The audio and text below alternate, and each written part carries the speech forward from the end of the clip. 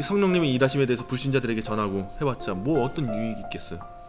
뭘 알아듣겠어요? 뭘 하겠어요? 신비적인 체험에 빠질 뿐이고 이방 종교들과 똑같이 행할 뿐이에요. 그들은. 근데 우린 다르잖아요. 우린 다른 어떤 걸 뭔가 삼는 게 아니라 성령의 열매를 맺고 성령 하나님께서 나한테 주신 은혜가 뭔지 나는 스스로 깨달을 수 없었는데 성령 하나님은 나한테 이걸 적용시켜 주시고 깨닫게 하시고 믿음을 주신다는 게 뭔지를 우리가 알았잖아요. 그럼 이거 아는 자들이 이제 뭘 위해 살아요? 하나님의 영광을 위해서 살아가는 건 마땅하고 당연한 거죠.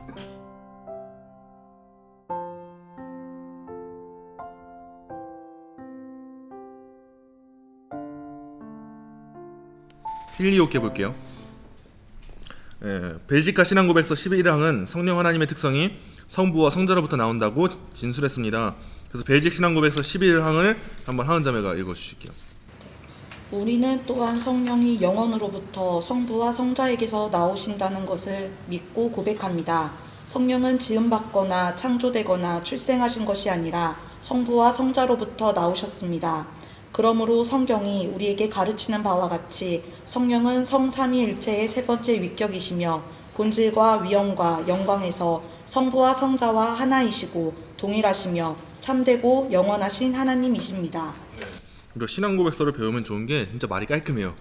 핵심만 딱딱 나와 있어요. 성령 하나님은 성부와 성령으로 나오셨다. 성령 하나님은 성부와 성자로부터 나오셨다. 그리고 실제 하나님이시다. 참 깔끔하잖아요. 신앙고백서는. 다음 문단 볼게요.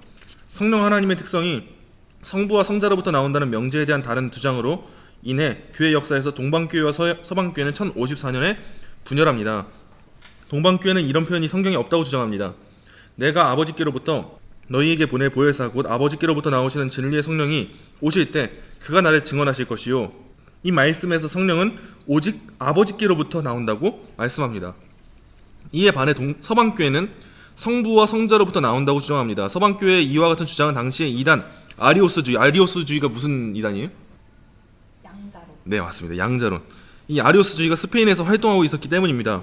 스페인에 주둔하여 살던 무슬림들은 대부분 기독교로 개종했지만 여전히 그리스도는 이슬람교의 선지자들 중 한 명이라고 여기고 있었습니다.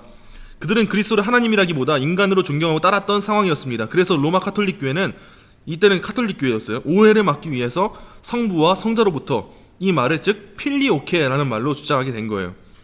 하지만 동방교회는 성경 구절이 없는 주장이며 서방교회를 비난했어요. 이건 성경 구절이 없는 내용 아니냐. 근데 물론 그 성경 구절만을 읽을 때는 동방교회 주장이 옳다고 여겨집니다. 문자적 해석이기 때문입니다. 그러나 문제가 되었던 본문에서 내가 아버지께로부터 너희에게 보낼 이란 표현을 보거나 전체적인 문맥의 의미상으론 서방교회의 설명이 옳아 보입니다. 교회 골부들이 성자로 말미암아 성부로부터 라고 설명합니다. 또 콘스탄티노플리스 신조에 의하면 성령 하나님을 믿사오며 그분은 생명을 주시는 분이고 생명의 주님이시며 성부와 성자와 함께 경배를 받아야 하고 영광을 받아야 함을 선지자들에 의해 선언된 것이다 라고 합니다. 이러한 논쟁을 가리켜서 뭐라고 한다고요? 필리오케 그리고 아들로부터 라는 말이에요. 이 논쟁이라고 하고 필리오케 논쟁의 중요한 이유는 만일 성부로부터만 성령이 나온다면 성령의 신성은 증명되지만 누구의 신성이 무시가 돼요? 성자의 신성이 무시가 돼요. 성자의 신성이 무시가 되면 문제가 되는 게 뭐예요? 구속의 영원한 효력, 무하나같이 효력, 제사, 율법에 대한 완전한 순종. 이거 어차피 계속 나오는 거예요. 이렇게 반복돼서. 이와 같은 이유로 성령이 성부와 성자로부터 말미암지 않으면은 성자의 신성이 훼손돼서 그러한 것들에 있어서 구원론에 문제가 된다라는 거예요. 그래서 현재 우리 개혁신학에선 동방교회의 주장보다 서방교회의 주장이 옳다고 봅니다. 성령의 신성만 아니라 성자의 신성을 보존해야 하기 때문입니다. 이런 의미에서 개혁신학은 하이델베르크 교리문답에선 그분은 성부와 성자와 더불어 영원하신 하나님이라고 고백하고 벨직 신앙고백서에선 성령이 성부와 성자로부터 나온다라고 하는 이 고백에 굉장히 중점을 두고 있는 거예요. 그래서 너무 중요한 거예요. 성부 하나님은 누구로부터 말미암지 않으시고 성자 하나님은 성부로부터 나오시고 성령 하나님은 누구로부터? 그렇죠. 아버지와 아들로부터. 이 논쟁은 뭐라고 한다고요? 필리오케 그리고 아들로부터 라는 말이에요. 그래서 이건 성령 하나님이 누구로부터 나시냐에 대한 내용이에요. 신성 볼게요. 227페이지에 이렇게 나와 있어요. 성령은 하나님입니다. 삼위일체 중 구별되는 특성을 가지신 하나님입니다. 본질에서는 동일한 하나님입니다. 창조자이시며 믿음을 강화시키는 분이시며 자녀들을 감동시키시는 분이시며 보호하고 견인하도록 이끄는 하나님입니다. 견인의 뜻이 뭐라고요? 네, 그쵸. 무슨 견자에 무슨 인자예요? 네, 굳을 견자에 참을 인자예요. 그래서 굳게 인내하는 거, 견디는 거. 그래서 한글로 뭐 줄임말처럼 생각하면 견디고 인내하게 하시는 거, 이런 식으로 생각할 수 있겠죠. 삼위 하나님 파트 볼게요. 성령 하나님은 부리는 영이 아닙니다. 특별히 벌레보다 못한 인간의 명령에 따라 행하는 환영도 결코 아닙니다. 그분은 삼위일체 하나님으로서 무한하신 하나님입니다. 그러므로 우리는 당연히 성령 하나님께 합당한 이름, 속성, 사역 및 경배를 돌려야 합니다. 성령 하나님의 주된 사역은 믿음을 강화시키는 데 있습니다. 믿음을 심고 양육하고 강화하는 데 있습니다. 진리의 영이신 성령 하나님은 그리스도께서 구두로 가르치신 것을 기억나게 하거나 기록된 말씀을 마음에서 심정으로 옮기시는 분이에요. 이 말씀을 우리의 것으로 만드시는 분이 성령 하나님이시다라는 거예요. 선택된 자는 그분의 사역에 따라서 순종하기에 이릅니다. 왜냐? 성령 하나님께서 우리 안에서 역사하시니까 순종하게 되는 거예요. 우리가 거듭나고 나니까 우리의 의지가 바뀌어요. 죄를 사랑하던 우리가 하나님의 말씀을 사랑하고 하나님의 말씀에 순종하기를 원하는 거예요. 성령 하나님의 사역은 성자 하나님의 사역을 완성하는 것으로 제한해서는 안 됩니다. 물론 주된 사역이지만 그분 역시 창조의 사역에 함께 하셨습니다. 그래서 성부 하나님이 창조 때 뭐 하셨어요? 이 창조를 성부 하나님 같은 경우는 계획하시고 말씀을 실행하셨죠. 그래서 이 창조를 누구를 통해서 하셨어요? 성자, 말씀을 통해서 하셨잖아요. 성자 하나님께서 실제적으로 창조하는 그 지혜이시고 역사하셨죠. 그 가운데 운행하시던 분이 누구라고요? 성령 하나님. 성령 하나님을 단순하게 그냥 우리의 믿음만 자라나게 하시는 분, 이 정도로 국한한 게 아니라 이분 또한 삼위일체 하나님이다. 분명한 신적 본질을 가지고 계신 분이시다. 참 하나님이시다. 뭐 성부 하나님에 비해서, 성자 하나님에 비해서 뒤떨어지는 분이 아니시다. 분명한 하나님이시다라는 거예요. 모독죄 볼게요. 망령된 자들은 성령 집회를 열어서 성령을 받으라 외치죠. 이거 진짜 한국교회 많잖아요. 성령 받아라. 성령이 불 나간다. 불 많잖아요 이거. 근데 잘 생각해 보세요. 지가 뭔데 성령을 받으라 말아요. 성령이 나간다 말아요. 무슨 지가 뭔데, 인간이 뭔데 성령의 불이 나가요 말아요. 인간 따위가 무슨 성령을 나가라 말아 하고 있어. 무슨 명령을 해요. 그거 굉장히 큰 신성 모독이죠. 근데 너무 많았어요 한국교회에. 성령 간다, 성령의 바람이 나간다, 후 입으로 막 불어요. 마이크에 대고 후 불어요. 그럼 성령의 바람이 나간대요. 무슨 개같은 소리예요 그게. 진짜 쓰잘데기 없는 소리예요. 성령 받아라. 그리고 옛날에는 한국교회도 뭐 수요 예배, 금요 기도회라는 말을 썼는데 어느 순간부터 무슨 뭐 화요 성령 집회, 금요 성령 기도회 이런 식으로 말하는데 그건 잘못된 표현이죠. 우리 인간적으로 성령을 사용하려는 입장에서 그 말을 사용하는 거잖아요. 우리가 바랄 건 성령 하나님께서 우리 안에서 마음에 뜨거움을 주시, 감동함을 주시게 간절히 바라야 되는 거지, 우리가 성령 하나님께 뭔가 요구하는 게 아니에요. 성령 나가라, 가라 성령, 이게 아니다라는 거예요. 그래서 성령은 창조자 하나님이신데 피조물인 인간이 창조자에게 명령하는 것은 신성 모독죄가 아닐까요? 라고 말씀하시는 거죠. 전지하신 하나님께서 구하는 자의 심정을 꿰뚫어 보십니다. 그분이 하시고자 할 때 하시고 원치 않으실 때 행하지 않으십니다. 인간의 사역은 그분이 말씀을 통해 원하시도록 역사하시도록 순전하게 말씀을 선포하는 데 제한되어야 합니다. 성령의 수종자가 아니라 성령의 명령자로 행하는 것은 오만불선하고 오만방자일 뿐만 아니라 어처구니 없는 작태입니다. 이어서 중생의 저자를 볼게요. 영원 전에 선택한 하나님의 자녀를 부르시는 사역으로 시작하여 견인하는 것까지 이끄시는 분은 성령 하나님입니다. 성령 하나님이 어떤 분이신지를 보는 거예요. 성령 하나님은 중생의 저자로서라는 말은 이 중생의 시작이 누구라는 거예요? 네, 거듭남은 성령을 통하지 않고 우리가 거듭날 수가 없는 거죠. 그래서 칭의와 성화에 역사하시고 진리, 은혜, 그리고 우리가 수용할 수 있는 다른 모든 복을 분배합니다. 이게 성령 하나님의 일이에요. 예수님은 니고데모한테 중생에 대해 설명하셨음에도 불구하고 니고데모는 이해하지 못했죠. 이때 예수님이 이렇게 말씀하셔요. 바람이 임의로 불매 내가 그 소리는 들어도 어디서 와서 어디로 가는지 알지 못하나니 성령으로 난 사람도 다 그러하니라. 그래서 구원받은 그 시기가 확실하게 몇 분 몇 초인지 기억나시는 분 있으세요? 우린 정확하게 알 수 없는 거예요. 그거는 왜냐면 하나님이 비밀적인 사역이기 때문에 어디서부터 왔는지 모르니까, 바람이 어디서 시작된 건지 모르니까. 근데 이 정확한 구원의 시기를 알아야 된다고 주장하는 이들이 있어요. 그쵸, 구원파예요. 그게 박옥수 그 구원파예요. 구원파는 항상 너가 구원받은 그 시기를 정확하게 알지 못하면 넌 구원받지 않은 거다 라고 해요. 그래서 여기서 만약에 구원파 시기라면 자기가 언제 구원받았는지 정확하게 모르시는 분은 구원 안 받으신 게 되는 거예요. 이어서 볼게요. 우리는 중생의 저자이신 성령의 사역에 순종해야 합니다. 그 순종은 계명을 따르는 것입니다. 구원의 확신도 성령 하나님께서 줍니다.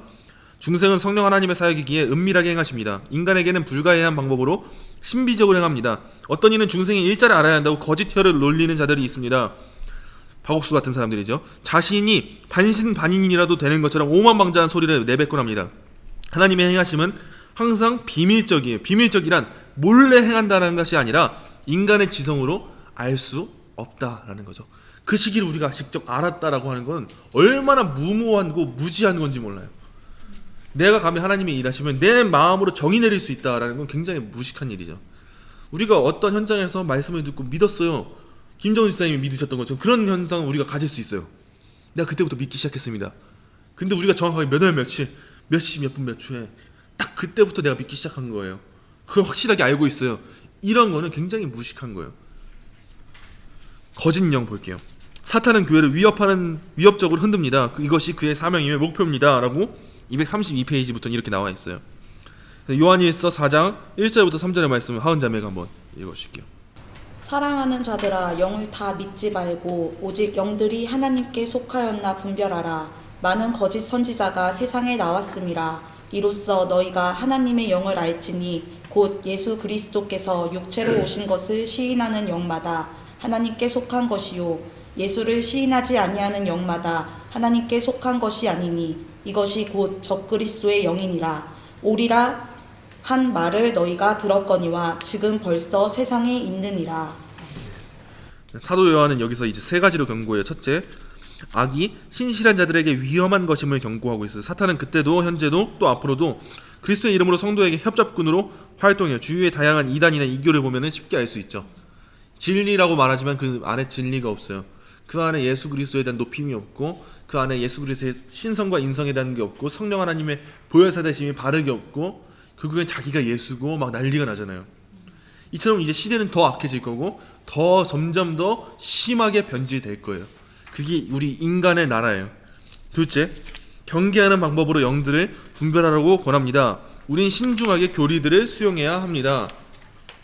개혁신앙은 역사적이고 성경적이라는 장점이 있습니다. 사도 요한은 모든 영을 다 믿지 말라 명합니다. 분별하라고 합니다. 모든 선지자가 다 참된 선지자가 아니기 때문에 시험하고 검증하라고 합니다. 하나님의 말씀으로 검증해야 합니다. 지통계시를 받는다고 주장하는 자들이나 은사주의에 도취된 자들이 그들의 안내가 아니라 말씀을 올바로 해석하도록 하는 지혜의 성령의 인도를 받아야 합니다. 말씀으로 성령으로 삶으로 늘 시험하고 검증해야 합니다. 그래서 이 교리라는 건 이단의 가르침으로부터 우리를 보호하기 위한 울타리와 같은 거고 이거 우리가 직접 알아야 되는 거예요. 왜냐면 세상은 더 악해지거든요. 여러분들이 필터링 하시는 것밖에 답이 없어요. 세상은 더 악해질 거고 진짜 진리를 듣기는 더 힘들어질 거예요. 더 분별하기 힘들어질 거예요. 그렇다면 여러분들한테 필요한 게 뭐겠어요? 여러분 밥그릇은 여러분들이 챙기셔야죠.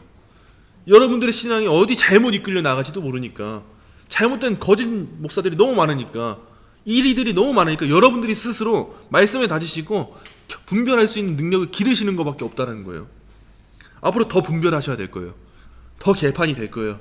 이 교회들이 더 거짓된 가르침을 줄 거예요. 제가 요즘 유명한 그런 목사님들의 설교를 물론 존경해야 될 것도 있지만 안 좋아하는 이유가 있어요. 왜냐하면 대부분의 설교의 주제가 위로예요. 너무 위로예요. 위로가 나쁜 게 아니에요. 설교를 통해서 우리는 위로를 느껴야 돼요. 예수님이 우리의 영원한 안식처 되십니다. 위로를 알아야 되죠. 설교는 그 목적을 가지고 있어요. 근데 위로만 전해서는 안 돼요. 설교는. 설교 가운데 위로만 전해진다면 누가 바르게 회개하고 살겠어요? 말씀 앞에 점검하겠어요? 설교는 두 가지 균형이 있어야 되거든요. 회개가 있어야 되고 위로가 있어야 돼요. 근데 오늘날 유명한 목사님들 설교를 보면 회개가 없어요. 여러분 회개하세요. 여러분들 죄인입니다. 여러분 깨어 있어야 됩니다. 말씀대로 똑바로 살아야 됩니다. 여러분 똑바로 사세요. 그거 틀렸습니다. 잘못됐습니다. 이렇게 해주는 설교가 기독교 방송에 나오지가 않아요. 여러분 하나님은 여러분들의 아픔을 아십니다. 맞는 소리예요. 틀린 거 없어요. 여러분 예수님만이 여러분의 유일한 위로입니다. 아픔을 어루만져 주시는 분입니다. 틀린 소리 없어요. 근데 그 소리만 하니까 문제인 거예요. 너무 큰 문제예요 그게. 기독교 방송 한번 나이 잡고 틀어보세요. 그 가운데 정말 열을 내면서 회개하십시오 외치는 사람이 얼마나 있나. 근데 기독교 역사상 종교개혁 시기에도 그렇고 그 이후에 박해를 받던 청교도들도 그렇고 그들의 설교에 공통점이 있었다면 뭐냐면 회개와 위로가 모두 함께 있었다는 거예요. 근데 오늘날 설교를 보세요. 얼마나 편안함, 그 안정만 주고 있어요. 참 그 서늘한 바람만 주고 있잖아요. 에어컨 바람만 주고 있잖아요. 우리의 신앙을 하면서 살아나가야 될 그 현장은 사막인데 에어컨 바람 주면서 비단기 주면서 그 길 가라고 하고 있잖아요. 이거 우리가 생각해 봐야 될 문제인 거죠. 그래서 앞으로 그게 더 심해질 거예요. 여러분들이 어딜 가시든 거짓된 자들을 만나기 너무 쉬워요. 그렇기 때문에 여러분들이 아는 건 굉장히 중요하고 사도 요한이 지금 그걸 강조하고 있다라는 거예요. 그리고 세 번째예요. 특별한 오류, 즉 위험한 것으로 하나님의 아들이 육체로 오신 것을 부인하는 자들에게 관심을 갖지 말라 경고합니다. 거짓 선지자를 구별하는 특별한 표지는 성자 하나님이신 그분의 인성에 관해 어떻게 고백하는지 살펴보는 겁니다. 왜냐, 대부분의 이단들은 예수님의 신성과 인성 중에 한 부분을 놓치고 있기 때문에 이루어지는 거여서 이 부분을 굉장히 중요히 다잡아라 라는 거예요. 예수 그리스도께서 하나님이신가, 그분이 육체로 오신 것을 고백하는지 확인해야 합니다. 그리스도는 복음입니다. 그분을 아는 것이 믿음이고 구원입니다. 이제 그리고 마지막 9가지 측면인데 234페이지 이렇게 나와 있어요. 성령의 열매를 보면 9가지 측면이 있습니다. 이것도 한번 하은자매가 읽어주실게요. 오직 성령의 열매는 사랑과 희락과 화평과 오래 참음과 자비와 양성과 충성과 온유와 절제니 이 같은 것을 금지할 법이 없느니라. 그리스도 예수의 사람들은 육체와 함께 그 정욕과 탐심을 십자가에 못 박았느니라. 만일 우리가 성령으로 살면 또한 성령으로 행할지니 헛된 영광을 구하여 서로 노엽게 하거나 서로 투기하지 말지니라. 그래서 성령의 사역은 9가지 측면을 가지고 있기 때문에 9가지 측면으로 살펴야 합니다. 9가지 측면이 모두 나타날 때 성령의 사역이라고 말할 수 있습니다. 흔히들 성령의 역사라고 호들갑은 떨지만 대체적으로 자신의 감정이나 의지의 역사인 경우가 많습니다. 성령 하나님의 사역은 반드시 9가지 측면을 모두 갖추고 있어야 합니다. 대부분의 사역은 자신의 감정이나 의지의 표명이지 성령 하나님의 사역이 아닙니다. 일반적으로 영감을 받는 일을 성령의 인도하심이라고 하거나 좋은 결과를 낳았다면 성령의 역사라고 이해하지만 반드시 그렇지는 않습니다. 가시적 결과를 가지고 성령의 역사라고 주장할 수도 있고 결과가 가시적이지 않은 것을 가지고 그분의 역사라고 주장할 수도 있기 때문입니다. 바울이 하나님의 말씀을 전하고 바울이 하나님의 말씀 열심히 전하고 선교하니까 어디에 가요? 감옥을 가잖아요. 그럼 인간적으로 봤을 때 그 일이 잘 안 풀린 거잖아요. 그럼 성령님이 역사하지 않으신 걸까요? 그렇지 않다는 거예요. 눈에 보이는 좋은 일이라고 다 하나님이 역사하신 거예요? 그것도 아니라는 거예요. 눈에 보이는 좋은 일일 수도 있고 좋지 않은 일일 수도 있다. 그런데 분명한 것은 그 가운데 성령의 9가지 열매가 모두 맺어지고 있는가, 이걸 통해서 우리가 분별하는 능력을 가져야 된다는 거죠. 그래서 우리는 판단의 주체가 아니라 대상입니다. 판단은 하나님만이 하실 수 있기 때문에 섣불리 판단하지 말고 가능하다면 9가지 측면을 가지고 점검해 볼 수밖에 없습니다. 그래서 바울이 감옥에 갔으나 사랑이 있고 희락이 있고 화평이 있고 오래 참음이 있고 자비와 양성과 충성과 온유와 절제가 있으니까 아, 이게 성령 하나님의 사역이구나, 이걸 깨달을 수가 있던 거죠. 그래서 슬픔이나 실패에도 9가지 측면을 갖추고 있다면 성령의 인도를 받고 있는 것입니다. 성공과 기쁨 가운데서도 교만하지 않고 9가지 측면을 갖추고 있다면 성령의 인도를 받고 있는 것입니다. 어떤 일을 직면할 때 성령 하나님의 인도가 있을 것이라는 확신에 있으려면 9가지 측면을 고려하여 살피면 됩니다 라는 건데, 이렇게 하고 책은 마쳐요. 추가적으로 청교도 주석가로 유명한 매튜 풀이라는 분이 있는데 그분은 이렇게 성령의 9가지 열매 이렇게 주석해서요. 사랑은 뭐냐 했을 때 다 읽어볼까요? 사랑은 뭘까요? 하나님과 이웃을 사랑하는 것. 희락은요? 우리의 영혼이 최고의 복인 하나님과 하나됨 속에서 만족하는 것. 화평은요? 하나님과 화목하여 화평하게 된 상태, 그러한 상태로부터 생겨나는 양심의 평안, 그리고 그러한 화평의 결과로서 사람들과 다투거나 시기하거나 경쟁하는 것과는 정반대로 사람들과 진정으로 화목하고 평화롭게 지내는 것. 이 화평은 우리가 알고 있는 인간적인 화평과 달라요. 예수님이 이 땅에 오신 건 화평을 주기 위해서 오신 거예요? 아니죠. 그리스도인들한테는 화평을 주셨죠. 근데 불신자들에게는 그게 화평이에요? 오히려 분열이고 분쟁이고 난리가 났죠. 전투가 났죠. 우리 성도들이 가져야 되는 성령의 열매 중 화평도 그렇다는 거예요. 우리가 하나님 안에서 화평하다는 것은 우리가 세상의 비진리들과는 맞서 싸워야 되고 그들한테는 화평을 주지 않는다는 걸 의미하는 거예요. 그게 성경이 말하고 있는 화평이에요. 오래 참음 한번 읽어볼까요? 오래 참음이요. 남들로부터 해악을 입자마자 즉시 보복하고자 하고 원수를 갚고자 하는 것과 반대되는 것으로서 해악을 인내로서 잘 감당하는 것. 자비요. 인자한 성품으로 자기 자신이나 남들을 너그럽게 받아들이는 것. 양선이요. 아무에게도 해를 끼치지 않으려고 하고 할 수 있는 한 모든 사람에게 유익을 끼치고 선하게 대하고자 하는 것. 충성이요. 말에 있어서의 진실함과 약속이나 남들을 대할 때의 신실함을 의미하는 것. 온유요. 성급하게 화를 내지도 않고 조급해하지도 않으며 혈기를 잘 참는 것. 절제요. 먹을 것과 마실 것과 입을 것 등과 같이 우리의 감각들이 즐거워하는 모든 것들을 적정한 정도로만 사용하는 것. 네, 이 같은 것을 금지할 법이 없다라고 하시는데 그 뜻이 뭐냐 했을 때 율법이 행하라고 명령한 것들이고 율법에 순종하여 행한 자들은 성령의 인도하시는 바가 된 자들이기 때문에 그들은 율법 아래, 즉 율법에 정죄하는 권세나 저주 아래 있지 않은 자들이 되었다라는 거예요. 우리는 이제 이 같은 법을 금지할 법이 없는, 우리는 이 열매를 맺는 사람들이 되었다라는 거예요. 이 같은 일을 행하시는 분이 누구예요? 성령 하나님이시다 라는 거죠. 그래서 우리가 어떤 일을 할 때는 항상 점검해야 될 때 중요한 거는 이 성령의 9가지 열매를 맺고 있는가. 내가 성령 하나님의 일을 하고 있다 했을 때 이 9가지 열매가 우리에게 모두 함께 있는가. 이거는 성령의 선물이죠. 구원받은 모든 자들에게 나타나는 일이에요. 그래서 여기 계신 모든 분들한테는 이제 사랑과 희평과 화평과 희락과 화평과 오래 참음, 자비, 양선, 충성, 온유, 절제, 이 모든 열매가 맺어지는 건 당연한 거예요.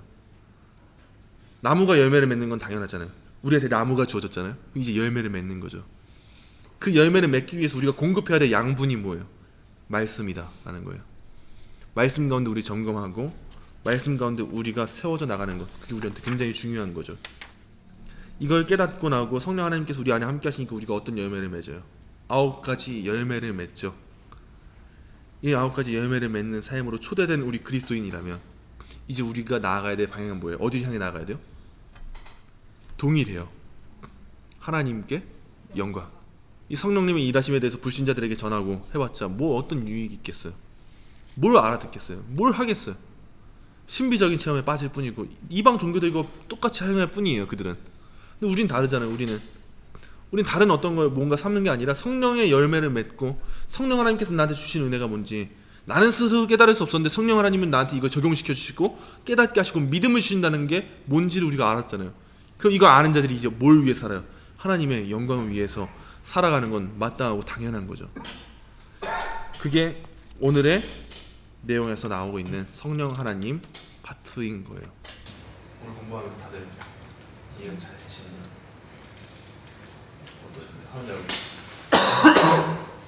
저는 우선 성령님을 생각하면은 저도 그 개인적인 은사라든지 그런 부분에 너무 초점을 맞췄던 것 같은데 그게 하나의 증거라고 생각을 했었는데 그게 아니라 정말 교회를 세워나가고 교회 안에서 정말로 공동체를 세우고 하나님의 영광을 위해서 살아가는 삶이 증거구나 라는 생각이 들었어요.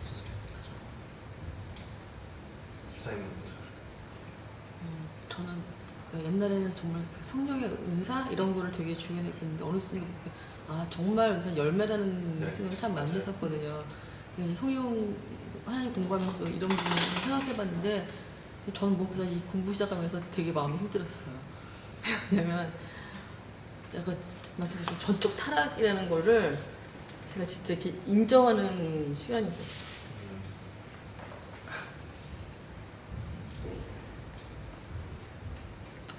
그래서 굉장히 힘든 시간들을 갖고 있거든요. 점점 하나님 왜 이 공부 시켰을까라는 걸 굉장히 많이 생각을 하게 했는데 그리고 나서 회개라는 걸 되게 많이 하게 되는데 저에 대한 실망이 너무 커서 그 마음이 너무 힘들더라고요. 공부하면서. 그래서 그 전적 타락에 너무 꽂혀가지고 며칠 되게 힘들었던 적이 있었거든요. 근데 그래도 이렇게 날 사랑하시는구나. 그래서 이렇게 공부하게 해서 또 이렇게 돌이킬 수 있는 기회를 주시는 거라고 되게 감사했었던 것 같아요. 오히려 그래서 더 받은 은혜가 크실 거예요. 내가 얼마나 타락했는지 묵상 안에서도 더 받은 은혜가 클 수밖에 없더라고요. 쌤 이게 삼일체 하나님이 그 구별된 분이신데 생각해 보면은 뭐 한 분이라는 거를 알지만 그냥 삶에서 살아갈 때는 자꾸 제 나름대로 구분을 짓고 살진 않았나 하는 생각을 들었어요. 저는 뭐 하나님 그리고 예수님 그리고 뭐 성령님이라고 하면은 아 우리 마음속에 계신 분 뭐 그냥 이런 식으로 되게 간단하게 말을 하거나 하잖아요. 그래서 아 내가 그냥 너무 그렇게만 알고 있고 혼자 편하게만 생각하면서 살진 않았나. 그래서 뭐 여기에서도 거짓된 것에 대해서 잘 분별하라고 하는데 내가 너무 모르고 살면 진짜 잘못된 것을 들으면서도 아 그래 저게 맞을 수 있겠구나 그러면서 한편으로는 그거를 따라서 살아갈 수도 있고 이걸로 인해서 나의 자녀들도 잘못된 것을 나로 인해서 배워서 살아갈 수도 있겠구나라는 생각이 들어서 더 열심히 해야겠다라는 생각을 하면서도 좀 겁도 나더라고요. 내가 조금 잘못 알고 있는 걸로 인해서 나만이 아니라 내 주변 사람들한테는 그 작은 게 더욱더 크게 잘못된 것을 알려줄 수 있을 거라는 거에 조금 겁이 났던 것 같아요.